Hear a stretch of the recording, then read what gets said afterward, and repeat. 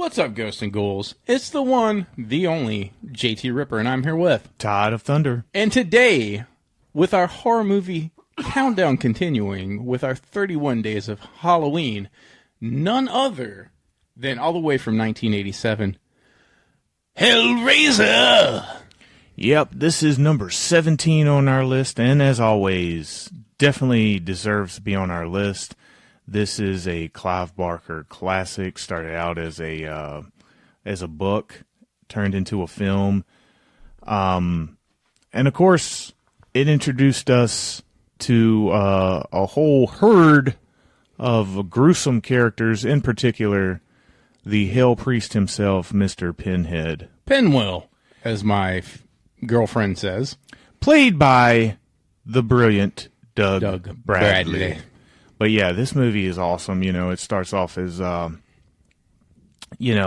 these, the brother of the main guy in the film is basically an evil sumbitch.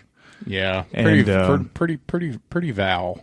Yeah, and he's been traveling the world, I guess, and he finds the puzzle box, he opens it up, and he's sent to hell.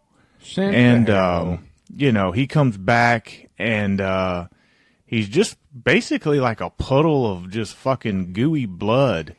Yeah, it looks fucking nasty. Yeah, just being the actor, being in that, like, being wet with probably, what do you think it is, like corn syrup or some shit? Actually, watching some behind the scenes stuff, it's a mixture of things, but the main the main ingredient in it is KY jelly.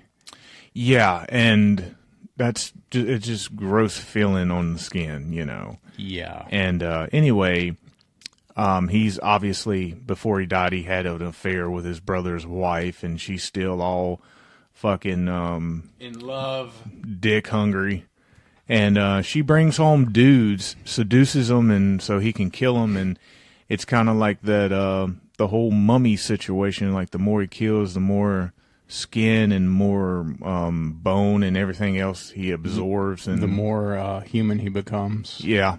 And then, or alive, he becomes more alive, I guess, so to speak. Making a long story short, the Hell Priest, known as Pinhead, and the Cenobites come at the end of the film to collect on Frank's debt. Basically, when Frank came back to life, or was given the opportunity to come back to life, it was only for a short period of time, and they made a deal. Let's make a deal. Let's make a deal. Spin the pinwheel. Spin the reel, make the deal. And they come back to collect. And Frank, doesn't want to go, but, tough titty, said to Kitty. You ain't got to go home, but you can't stay here, Frank. But great cast of characters. Tremendous gore in it. Very... this was made in 87, so it has a very, even though it's like a modern day for, 1987, it still has like kind of a gothic feel to it. Oh, yeah. With, like the characters are kind of classic. Even the house is like more of a character in this film. I mean, it's very... Yeah, if I close my eyes, I can see it. Like, it's very memorable. Yeah, and the only word I can think of is very gothic and very old-timey feeling. Modern day, monster film, basically, is what this is. Yeah, and in hindsight, that's kind of what it is. Got to meet Doug Bradley not too long ago. Honestly, I forget that he's British until he starts talking.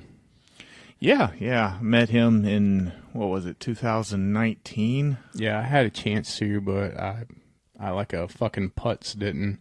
So we didn't do it then. We both have met the lovely man, and he indeed is lovely. He's very nice. I wish I could add something to this, but the conversation we had was about music and not horror movies. Because I don't know, felt like talking to him about music. I'm sure everybody's done asked him at this point what he thought about the remake.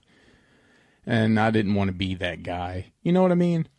You know, Yeah. I asked the question that's been answered and asked 100 times. And honestly, he'd probably give a standard answer like, "Oh, I thought they did a pretty good job," or whatever. He doesn't seem like the type of person that will just shit on it. Even though me and you did not enjoy the remake, boring. and he probably wouldn't do that. He'd probably be like, "Well, they gave it, He'd be like, it wasn't my cup of tea. I don't even think he'd say that. I don't even think he would. No, he's a very soft-spoken gentleman, which is fucking crazy because when we think of Hellraiser or, Pinhead, you don't think of soft and docile. You think of this fucking...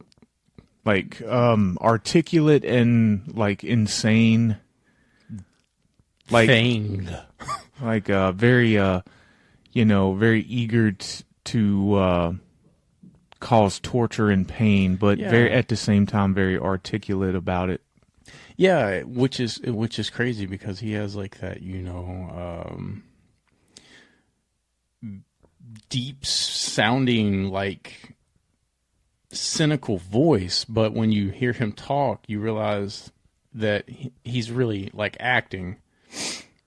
And a lot of people don't take that, like there's no acting in horror movies. You know what I mean? Like it's the redheaded stepchild, that's not really acting. You know what I mean? But it is. Yeah, well, fuck those people in the a-holes. In the a-holes. Well, I don't know. Just wanted to... I really enjoy this movie. If you haven't seen this movie, highly suggest that you do watch this movie. It's definitely worth your time, your money, and your effort. Tell the people where they can see the high hell priest of Pinhead's Hellraiser. Yes. So... Yes. And as always, Tubi for the win. So you can watch it for free on Tubi. You can watch it on Pluto TV for free. If you have a AMC Plus subscription, you can watch this. If you have Amazon Prime Video, you can watch this. So there's no reason for you not to watch Hellraiser. And as always, YouTube, Redbox, Google Play Movies TV, Vudu, Apple, and YouTube TV. You can all rent it for $3.99. I suggest you buy this movie, even if it's for free. Watch it and then go buy it. It's worth the money. It's worth adding to your collection. It's a classic. It's a cult classic. You can get this normally in a 2-pack with 1 and 2, which are really great if you fall in love with the Pinhead character. If I can talk today, Pinhead character. Part 2 is even better, in my opinion. I'm pretty sure the Thunder agrees with me too, because you get more Pinhead. Yeah, I say out of the entire series, Part 2 is definitely my favorite. Yes. So, Mr. Thunder, what would you give this movie? I would give this movie a solid 3. 3 out of 5 stars is what I'm giving it. A 10! A 10! A fucking 10! Yes, I will give this a 3 as well, because that's kind of just what I'm sitting at. I want to give it a 4, but it kind of... I like Part 2 better. But yes, it is definitely worth your time, worth your money, worth the effort to go out and see this. And if you're at a horror convention, go meet Doug Bradley. He is worth the time and the money also. He's like $40 for a picture and an autograph. You're not going to get that deal hardly with anybody off the top of my head. No, definitely not with, with your iconic characters, your Jason, your Michael Myers, your Freddy Kruegers, your Leatherfaces and all that stuff. I put Pinhead right up there with them. And, it's surprisingly, because you go to these places and you expect to pay maybe $60, $80 to meet, if we're talking about Robert Englund, like over 100, but I put Doug Bradley right in that same class, and he's only $40. Man, that's a steal. Go meet him. And he's got wonderful pictures to choose from, and his autograph, like him, is very articulate and very easy looking on the eyes. He's got one of the best fucking autographs out there. Yes, he has one of the best signatures. It's been real. It's been fun. It's been real fun. I'm GT Ripper. And I'm Todd of Thunder saying, we'll tear your soul apart. Toodaloo. Stay spooky. Jesus wept.